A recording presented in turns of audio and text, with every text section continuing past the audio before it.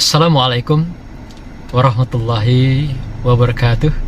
Jumpa lagi dengan Mutar Latif Wisdom, channel yang smart dan wise. Saudaraku, terungkaplah sebuah kisah seorang sufi yang hidupnya selalu di masjidnya Allah. Satu ketika sufi ini didatangi oleh iblis yang menyamar menjadi seorang figur ulama dengan pakaian yang khas, dengan sorbannya. Sang iblis beberapa hari dia beribadah di masjid itu, sampai 3 hari nggak keluar masjid. Sampai 3 hari dia sangat tawadu, mengabdikan diri, menghambakan diri di masjid. Melihat ulama ini yang sangat tawadu, sholatnya, zikirnya, membaca Qur'annya. Oleh karena itu, sang sufi jadi penasaran, siapakah ulama ini sebenarnya yang datang ke masjid kemudian beribadah tanpa berhenti.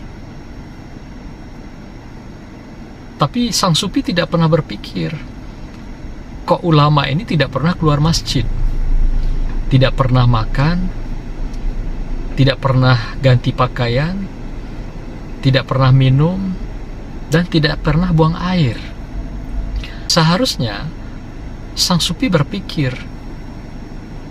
mengapa ulama ini tidak keluar masjid? Nah, dengan cara inilah sang sufi menjadi takjub, menjadi sangat kagum dengan seorang ulama yang 3 hari 3 malam tidak keluar masjid. Dengan khusyuk, dengan tawadu dia melakukan ibadah siang dan malam. Sehingga sang sufi merasa apa yang dia lakukan belum apa-apanya dibandingkan dengan ulama yang datang di masjid itu. Lalu sang sufi bertanya, wahai sang ulama, siapakah Tuan? Datang ke sini, saya perhatikan 3 hari yang lalu beribadah dengan sangat tawadu dan kemudian berzikir dengan khusyuk, membaca Al-Quran, ibadah malam, dan tidak keluar masjid. Lalu sang ulama mengatakan, saya dari kampung sebelah. Saya sengaja datang ke masjid ini karena saya mendengar ada seorang sufi yang sangat taat dan sangat alim dan ada di masjid ini. Dan saya bangga, saya senang sekali bisa bertemu dengan Tuan sufi yang ada di masjid ini. Lalu sang sufi bertanya, apa rahasianya kok Tuan bisa bertahan sampai 3 hari 3 malam di masjid, beribadah siang malam, yang buat saya sangat kagum dengan sikap Tuan beribadah ini. Lalu sang ulama ini mengatakan, ada 3 hal yang harus kau lakukan. Kalau kau lakukan ketiganya itu, ini adalah sebuah jalan yang terbaik untuk bisa mendekati Tuhan. Apa itu? Yang pertama adalah engkau lakukan perzinahan. Yang kedua, lakukan pembunuhan. Dan ketiga, lakukan dengan meminum minuman keras. Inilah saran ulama yang iblis ini. Lalu sang sufi mengatakan, oh tidak mungkin, mana mungkin aku melakukan itu semua, itu kan dosa besar. Nah, kalau tidak, ambil saja yang paling ringan, yaitu dengan meminum minuman keras. Itu sudah cukup bagimu untuk bisa menjadi seorang yang taat, jadi ulama yang besar. Lalu iblis menunjukkan tempat, bahkan nama orang yang menjual minuman tersebut. Ternyata yang menjual minuman keras ini adalah seorang wanita cantik di kampung sebelah, dan dia menjual kepada siapa saja masyarakat yang mau. Lalu si sufi membeli minuman keras itu, meminum minuman keras. Karena memang tidak pernah minum minuman keras, maka ketika dia minum 1 kali itu, mabuklah dia. Dalam keadaan mabuk, lalu dia melihat si wanita penjual ini yang cantik ini, dia terpesona, tergoda, birahinya naik, dan timbullah libido ingin memperkosa wanita yang menjual minuman keras itu. Dia lakukan, dalam ketiadaberdayaan wanita penjual minuman keras ini, dia dapat menaklukkan, bisa memperkosa wanita ini. Nah, lalu dia sudah melakukan sebuah perzinahan. Lalu ketika dia sudah melakukan perzinahan, suami wanita ini pulang, menemukan dia sudah memperkosa istrinya. Nah, ketika itu juga dalam keadaan mabuk, dia bunuhlah si suami ini tadi. Jadi mabuk yang pertama dia lakukan pemerkosaan, kemudian yang kedua dia bunuhlah suami si wanita ini tadi, dan sampai meninggal. Dalam keadaan yang sudah terjadi seperti itu, datanglah si ulama iblis ini. Datang dengan profil keulamaannya, lalu dia melaporkan kepada sultan, pemimpin di sebuah kerajaan itu, menyampaikan ada orang yang mabuk, kemudian dia memperkosa istri orang, lalu dia juga melakukan pembunuhan. Maka si sultan memerintahkan pihak keamanan menangkap orang tersebut, dan dibawalah ke sultan. Pada akhirnya dia ditetapkan sebagai orang yang melakukan kejahatan besar, 3 dosa sekaligus: meminum minuman keras, kemudian memperkosa, melakukan perzinahan, dan kemudian membunuh. Maka akhirnya pun dia dihukum bunuh, hukum pancung, untuk mempertanggungjawabkan perbuatannya.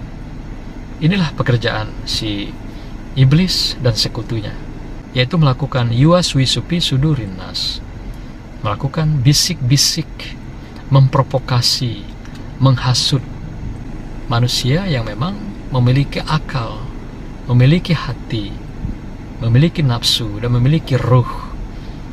Nah, ketika hati dan ruh ini terkalahkan, pikiran ini terkalahkan oleh nafsu birahi yang dibisikkan oleh jin dan sekutunya di dalam hati seseorang, dan hati itu bisa terpengaruh, tergoda, sehingga orang bisa melakukan apapun dengan segala bentuk kejahatan, sehingga membawa si supi ke tiang gantungan. Yang tadinya seorang yang supi, alim, taat, dan hidupnya di masjid, tapi karena digoda oleh iblis yang begitu tangguh dan luar biasa dahsyatnya, yuwaswisupi sudurin nas minal jinnati wan nas, ketika dia akan menerima hukuman, si supi ini di tiang gantungan dan juga akan dipancung, lalu iblis berkata, "Tuan Supi, bagaimana nasibmu?" Barulah Supi tersadar setelah dia melakukan dosa 3 sekaligus: meminum minuman keras, melakukan perzinahan, dan membunuh suami wanita yang menjual minuman keras tadi. Begitulah profesi iblis dan sekutunya.